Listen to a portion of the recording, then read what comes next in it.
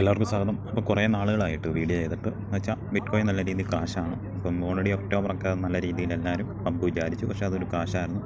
October 10 ഏറ്റവും വലിയൊരു crash ഉണ്ടായി. അന്ന് തുടങ്ങി ആൾട്ടോയിനെല്ലാം നല്ല രീതിയിൽ ഏറ്റവും നല്ല താഴെ എത്തിയിട്ടുണ്ട്. നിങ്ങൾ പല ആൾട്ടോയിനും നോക്കിയാൽ അറിയാം ആ ഒരു ക്രാഷ്. ഇപ്പോൾ സോളിൻ്റെ ആയാലും ഇപ്പം വീക്കിലി ആയാലും അങ്ങനെ നോക്കിയാലും ആ ഒരു 95 വരെ എത്തിയിട്ടുണ്ട്. സോളിൻ്റെ മാത്രമല്ല സൂയി നോക്കാം. അപ്പോൾ അന്നൊരു ക്രാഷ് വന്നപ്പം 57 സെൻറ്റ് വരെ എത്തിയുണ്ടോ ഈ ഒരു ഒക്ടോബർ 10 ക്രാഷായിരുന്നു. ഒക്ടോബർ 10 ഓക്കെ, വൺ ഡേ നോക്കിയാലും നമുക്കറിയാൻ പറ്റും ഒക്ടോബർ 10. അപ്പോൾ അതിനുശേഷം പിന്നെ മാർക്കറ്റ് നല്ല രീതിയിൽ തന്നെ ആൾട്ടോയിൻ പ്രത്യേകിച്ച് ഈ ഒരു വർഷം പെർഫോമൻസോ കാര്യങ്ങളോ ചെയ്തിട്ടില്ല. എപ്പോഴും ഒരു കാര്യം ശ്രദ്ധിക്കുക, ആൾട്ടോയിന് പഴയ പോലെ ഒന്നും ട്രസ്റ്റ് ചെയ്യാൻ നമുക്ക് പറ്റില്ല. അപ്പം ബിറ്റ്കോയിനും ഇപ്പം നല്ല രീതിയിൽ ഒരു ക്രാഷിലൊക്കെ എത്തിയിട്ടുണ്ട്. ചിലപ്പോൾ ബിറ്റ്കോയിൻ ഒരു 90K വരെ എത്താം. അവിടെ ഒരു ബോട്ടമാണ്, അവിടെ നിന്ന് തിരിച്ച് കയറും.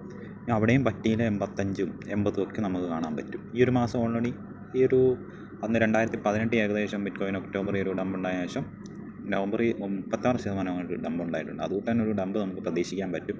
എന്നുവെച്ചാൽ ഈ ഒരു ഡംപ് കണ്ട് ബിറ്റ്കോയിൻ അങ്ങ് താഴെ പോകുന്നൊന്നും വിചാരിക്കരുത്, അതൊക്കെ കയറി വരും. അപ്പോൾ എപ്പോഴും ട്രസ്റ്റ് ചെയ്യേണ്ട ബിറ്റ്കോയിനെ മാത്രമാണ്. ബാക്കി എല്ലാത്തിനും നമുക്ക് ഒരിക്കലും ട്രസ്റ്റ് ചെയ്യാൻ കഴിയില്ല. ബിറ്റ്കോയിൻ എന്തൊക്കെയാണ് ഈ ഒരു പ്രൈസിലൊക്കെ നല്ല രീതിയിൽ മൂവ്മെൻ്റ് ഉണ്ടാകും. വീഡിയോകൾ ഒരുപാട് നാളായി ചെയ്തിട്ട് ചെയ്യാത്ത മെയിനായിട്ട് കാരണം മാർക്കറ്റിൽ പ്രത്യേകിച്ച് വലിയ മൂവ്മെൻ്റ് ഒന്നുമില്ല. ഇപ്പോൾ ഒരു നല്ലൊരു ക്രാഷ് വന്നിട്ടുണ്ട്. ഇതൊരു ഇപ്പം ക്രിപ്റ്റോ ഗ്രേഡ് ഇൻഡെക്സ് ആണെങ്കിലും ഫിയർ ആൻഡ് ഗ്രീഡ് ഇൻഡെക്സ് ആണെങ്കിലും ഒരു എക്സ്ട്രീ ഫിയറി ഒരു 15-16 ലെവലിലൊക്കെ ആയിട്ടുണ്ട്.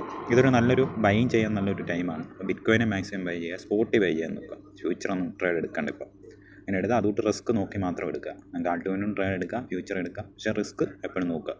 അപ്പോൾ സ്പോട്ടിൽ നിങ്ങൾക്ക് ആൾട്ടോയിനായാലും നിങ്ങൾക്ക് നിങ്ങളുടെ ഇഷ്ടപ്പെട്ട ഫെയറായിട്ടുള്ള ടോപ്പിലുള്ള ആൾട്ടോയിനൊക്കെ ബൈ ചെയ്യുക. സുയി ആയാലും അത് ഡാഡയായാലും ഡോട്ടായാലും അങ്ങനെ പലതും നല്ല രീതിയിൽ ലിങ്ക് ആയാലും അങ്ങനെ പലതും നല്ല രീതിയിൽ ഉണ്ടോ അങ്ങനെയുള്ള പലതും ഈ ഫീച്ചറുള്ള HBR CE അങ്ങനെയുള്ള പലതും നല്ല രീതിയിൽ ഓഫറിനൊക്കെ കിട്ടും. അതൊക്കെ മാക്സിമം നിങ്ങൾ അക്യുമുലേറ്റ് ചെയ്യാൻ നോക്കുക. അത് സ്പോട്ടിൽ മാത്രം മേടിക്കാൻ മാക്സിമം ശ്രമിക്കുക. ഫ്യൂച്ചർ എടുത്താൽ ചിലപ്പോൾ വീണ്ടും നിങ്ങളുടെ ആ ഒരു ഫണ്ട് അത്ര ലിക്വിഡേറ്റ് ആയി പോകാനുള്ള സാധ്യതകളുണ്ട്. ഇത്രയൊക്കെ ഉള്ളൂ. അടുത്ത വീഡിയോ കാണാം. ആരും പാനിക്കോ കാര്യങ്ങളൊന്നും വേണ്ട. എല്ലാവർക്കും ഒരിക്കൽ കൂടി നന്ദി, നമസ്കാരം.